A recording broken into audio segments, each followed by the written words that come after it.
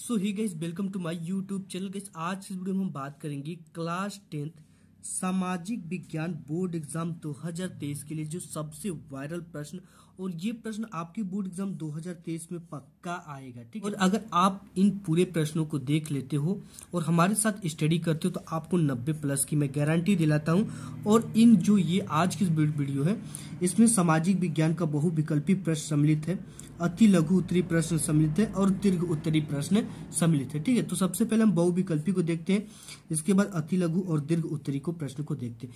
ये क्वेश्चन आप जान जाओगे आपके बोर्ड एग्जाम में 100% पक्का आएगा। ठीक है, क्योंकि काफी इंपॉर्टेंट क्वेश्चन और बोर्ड एग्जाम में बार बार रिपीटेड किया गया क्वेश्चन है। तो जो सबसे पहला इसमें बहुविकल्पी टाइप को हम देखेंगे तो दे रखा कि जर्मन संस्कृति में वोगजिस्ट का आशय था, यानी कि जो वोगजिस्ट था इसका क्या आशय था जर्मन संस्कृति में। तो देखो, जो जर्मन संस्कृति में वोगजिस्ट का आशय था वो राष्ट्र से था। ठीक है, यानी कि वो अगर वोगजिस्ट कहेंगे तो उसका मतलब क्या होता है, राष्ट्र। नेक्स्ट क्वेश्चन है दे रखा है कि विकासशील राष्ट्रों में कौन सा संगठन समूह बनाया जाता है। ठीक है, जो विकासशील राष्ट्र है उनमें बोला कि कौन सा संगठन समूह बनाया जाता है। तो देखो, जो विकासशील राष्ट्र है उसमें G77 संगठन समूह बनाया जाता है।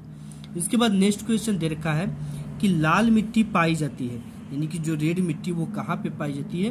तो ये आपका पाई जाती है दक्कन के पठार में। कहाँ पे, दक्कन के पठार में। ये मोस्ट इंपॉर्टेंट क्वेश्चन है, आप इसे तैयार कर लेना। नेक्स्ट क्वेश्चन है भारत में वन महोत्सव का शुभारंभ कब किया गया था। देखा कि वर्ष 1962, वर्ष 1953, वर्ष 1971, वर्ष 1950। देखो, जो भारत में वन महोत्सव का कार्यक्रम आयोजन किया गया था वो वर्ष 1950 ईस्वी में आयोजित किया गया था। ठीक है, तो आपका ऑप्शन नंबर चौथा क्या है, करेक्ट है। नेक्स्ट क्वेश्चन देख ले। नेक्स्ट क्वेश्चन है कि कर्तन दहन कृषि यानी झूम कृषि किस राज्य में पाई जाती है। ठीक है, तो देखो, ये जो कर्तन दहन कृषि यानी झूम कृषि जिसे कहते हैं ये आपकी मिजोरम में पाई जाती है। ठीक है, ये जो खेती है ये मिजोरम में की जाती है। इसके बाद जो नेक्स्ट क्वेश्चन है कि कोरबा प्रसिद्ध है। ठीक है, जो यानी कोरबा वो किस लिए प्रसिद्ध है, प्राकृतिक गैस के लिए, कोयले के लिए, सौर ऊर्जा के लिए, बॉक्साइट के लिए। जो कोरबा प्रसिद्ध, जैसा कि नाम से स्पष्ट रहा है, ये कोयले के लिए प्रसिद्ध है। ठीक है, नेक्स्ट क्वेश्चन देख लेते हैं।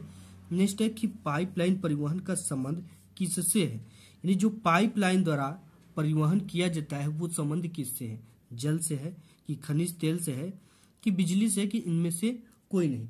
ठीक है, तो देखो, ये जो पाइपलाइन परिवहन का संबंध होता है ये खनिज तेल से। ठीक है, यानी कि खनिज तेलों को पाइप के द्वारा एक स्थान से दूसरे स्थान पर भेजा जाता है। इसके बाद नेक्स्ट क्वेश्चन है कि निम्नलिखित में से कौन सा राज्य संघीय राज्य नहीं है। ठीक है, और बाकी जो राज्य वो संघीय है, लेकिन इसमें से कौन सा जो राज्य है वो संघीय राज्य नहीं है। तो जो दिल्ली है आपका ना, ये दिल्ली क्या है, संघीय राज्य नहीं है। और ये सब जो है मणिपुर, हिमाचल प्रदेश, अरुणाचल प्रदेश, ये एक संघीय राज्य। और ये क्या है, ये वाला ऑप्शन आपका करेक्ट हो जाएगा, ये संघीय राज्य है और ये सब क्या है, नहीं है। ठीक है, इस तरह से। नेक्स्ट क्वेश्चन देख लेते हैं। नेक्स्ट है कि भारत में महिलाओं के लिए आरक्षण की व्यवस्था है। ठीक है, यानी कि भारत में महिलाओं के लिए आरक्षण की जो व्यवस्था वो क्या है, लोकसभा, विधानसभा की, मंत्रिमंडल की, पंचायती राज्य की संस्था है। ठीक है, तो ये जो पंचायती राज्य की संस्था है ये क्या है, यही भारत में महिलाओं के लिए आरक्षण की व्यवस्था करती है।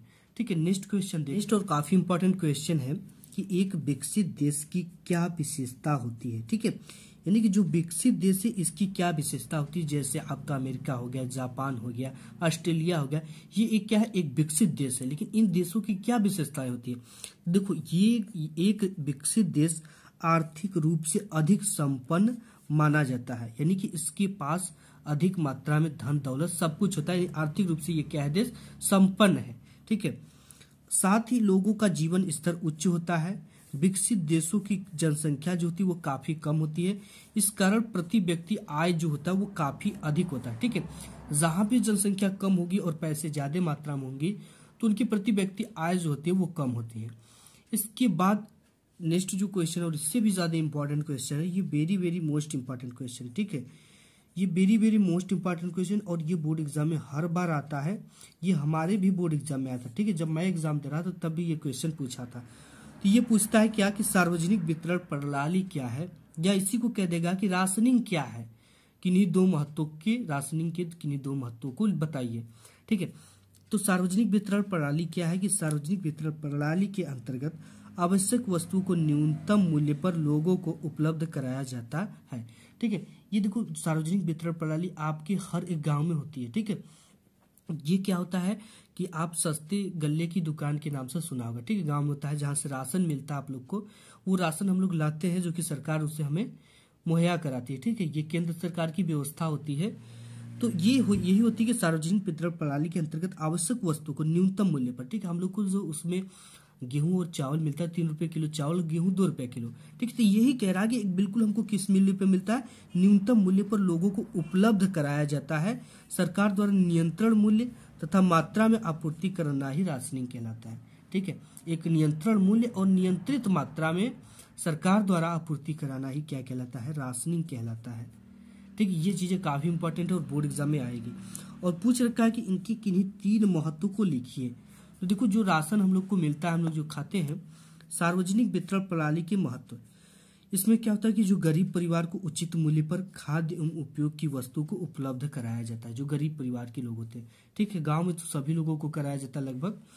जो दूसरा है वो साधारण परिवार को महंगाई से बचाना होता है। ठीक है, सरकार का इसके पीछे ये मकसद है कि जो ये महंगाई की दर बढ़ती जा रही है, इससे साधारण परिवार को बचाया जा सके। ठीक है, और देश के अंदर समाजवादी व लोकतांत्रिक प्रणाली को स्थापित करना इसका मेन मकसद है। तो नेक्स्ट क्वेश्चन काफी इंपॉर्टेंट क्वेश्चन है कि ऊर्जा संसाधन से आप क्या समझते हैं, यानी ऊर्जा जो संसाधन है आप उससे क्या समझते हो। देखो इसकी इजीली परिभाषा कि जिन संसाधनों का उपयोग उद्योगों को चलाने के लिए शक्ति के रूप में किया जाता है उन्हें ऊर्जा संसाधन कहते हैं। बिल्कुल इजीली भाषा है, मतलब जिन संसाधनों का उपयोग उद्योगों को चलाने के लिए शक्ति के रूप में किया जाता है उन्हें क्या कहा जाता है, ऊर्जा संसाधन कहा जाता है। ठीक है, जैसे ऊर्जा संसाधन, जैसे कि आप कोई भट्ठे चला रहे हो, ठीक, ईंट का भट्ठा है, तो उसमें जो ऊर्जा संसाधन है वो क्या है, कोयला। ठीक है, कोयला को उसमें शक्ति के रूप में उपयोग किया जाता है, तो कोयला क्या है, एक तरह का ऊर्जा संसाधन है। ठीक है, यानी कि जो भी जैसे गैस से आप खाना बनाते हो तो वो आपकी क्या है, एक ऊर्जा संसाधन है, जो कि आपको उससे क्या ले रहे हो, उससे शक्ति के रूप में कार्य कर रहे हो, जिससे उसको खाने को पकाया जा रहा है। ठीक है, तो ऐसे ऊर्जा के संसाधन को 2 भागों में बांट दिया गया है। ठीक है, पहला है ऊर्जा के परंपरागत स्रोत। तो परंपरागत स्रोत जो होते हैं वो प्रकृति से हमें प्राप्त है, जैसे लकड़ी हो गया, कोयला हो गया, पेट्रोलियम, प्राकृतिक गैस इत्यादि। और ऊर्जा के जो गैर परंपरागत है स्रोत है वह सौर ऊर्जा जो सूर्य द्वारा, पवन ऊर्जा जो पवन द्वारा, बायोगैस भूतापीय ऊर्जा, ये प्रकृति के द्वारा हमें प्रदान किए गए हैं। ठीक है, ये भी प्रकृति के द्वारा प्रदान किए गए, लेकिन हमको इसमें क्या करना पड़ता है, इसमें हमें वर्क करना पड़ता है। ठीक है, इसको जलाना पड़ता है, कोयले को भी, पेट्रोलियम को भी, प्राकृतिक गैस को। तो ये सब जो चीजें ये 2 साधनों में इसको बांटा गया। ये जो क्वेश्चन है 101% आपके बोर्ड एग्जाम में पूछा जाएगा, काफी इंपॉर्टेंट क्वेश्चन है, आपको इसको तैयार कर लेना है। तो गाइस आज इस वीडियो में बस इतना ही, मिलूंगा नेक्स्ट वीडियो में, तब तक के लिए धन्यवाद।